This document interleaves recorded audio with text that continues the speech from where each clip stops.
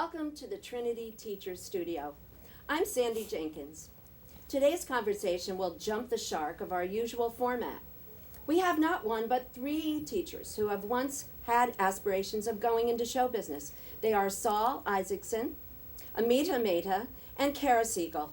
Let's begin with Saul. Saul, do you remember the first time you ever acted in front of family, friends, or in class?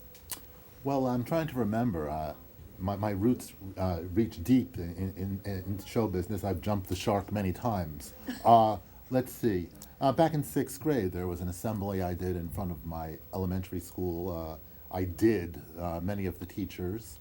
I had a camp counselor experience in which I imitated several of the camp counselors one summer. I believe around 6th grade as well. So I've always sort of identified with entertainers. I'm an old fan of Johnny's.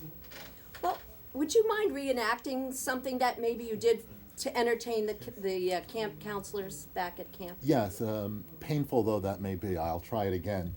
Bunk one, bunk one, get out of the pool, bunk one. Thank you very much. Okay, I can see you were the class clown. I was the no class doubt. clown, yes, and they liked it very much. Okay. Well, I also wanted to ask you today, I know you're teaching high school English. Yes. And part of your job is that you are an advisor for the Shakespeare group. Yes. And I'm just wondering, do you have any Shakespeare experience yourself, or were you drawn to Shakespeare at all when you were in high school? Well, I only acted in a Shakespeare play once, and it was in high school. And which one was that? Anyone who knows me knows the answer to this. Of course, it was Hamlet. Of course. In 11th grade, and my girlfriend was Ophelia. It was one of the most moving experiences of my life, and it made up for about 5 dates. Oh. Like, Well, the first thank date was you. our 6th date, because we had done Hamlet. Wow. That's very interesting. Thank you. I'd like to ask our next panelist, Amita, could you tell us about the first time you either acted or recited poetry, something that you did in front of an audience that made you comfortable and gave you some experience for being a teacher? Well, dancing has always been a love of my life, and my earliest memories are of me dancing in front of the big mirror in my mother's bedroom. And anyone and whoever was there, family, friends, were sort of ordered to sit there and watch me dance until I was done. And no one was allowed to get up or do anything while I was dancing. And it just, my love for dancing still there, that I, dance sometimes now in my bedroom in front of the mirror, but Well, not to the audience. We all would probably admit that if we were asked.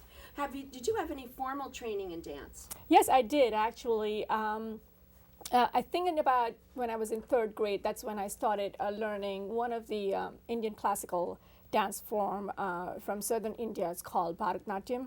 And I went all the way up until the last one. So I didn't really have the graduation that is like coming out on the stage and performing solo. But I did go all the way up till then. So. And I know that your own daughter today dances. I attended one of her recitals, which was really beautiful. So I know that your own dance experience had an influence on her. Have you ever danced with your daughter in public? In public, well, yes, in front of family and friends when we go back to India. A lot of the Indian weddings are so elaborate, and we have so many dancing parties. And since both of us love dancing, at some point when we all are dancing together, everyone around us kind of just sort of dissipate, and it's just me and her then, and we kind of hold the stage to say, and then we dance. And that's really fun. Well, maybe one day you can dance at one of our assemblies at Trinity. I'd love to see that. So Yes. let's go on to our third panelist. Kara, do you have any time that you'd like to share with us that you either did public speaking or some sort of reciting of poetry or something that gave you some confidence for being a teacher? Well, actually, very similar to Amita, I was drawn to dancing at a young age. My parents brought me to the Nutcracker when I was 6 years old, and I pressured them to sign me up for ballet. And unfortunately, at the first recital, we learned that I was not coordinated enough or graceful enough to pursue ballet any further. But we learned that I did love being physically active, so I think that drew me into physical education I see. and That's the love interesting. for moving.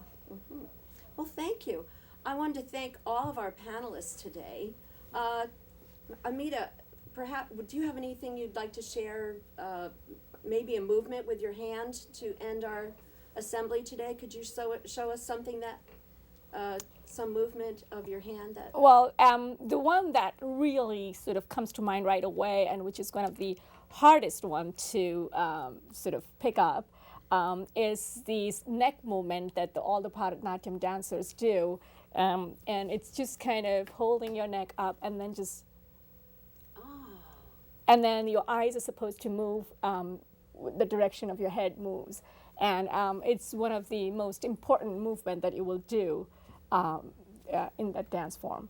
Well, thank you. Perhaps we could have one final quote from Shakespeare.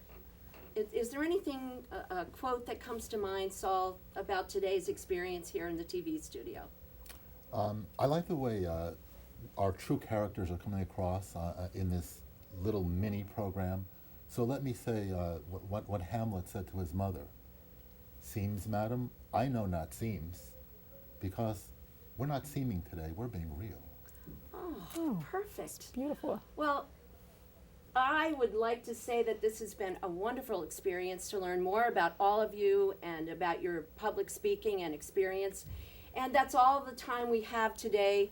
But I'd like to thank each of our guests and thank you to the studio today for hosting us. Thank you very much. I'm Sandy Jenkins saying good afternoon.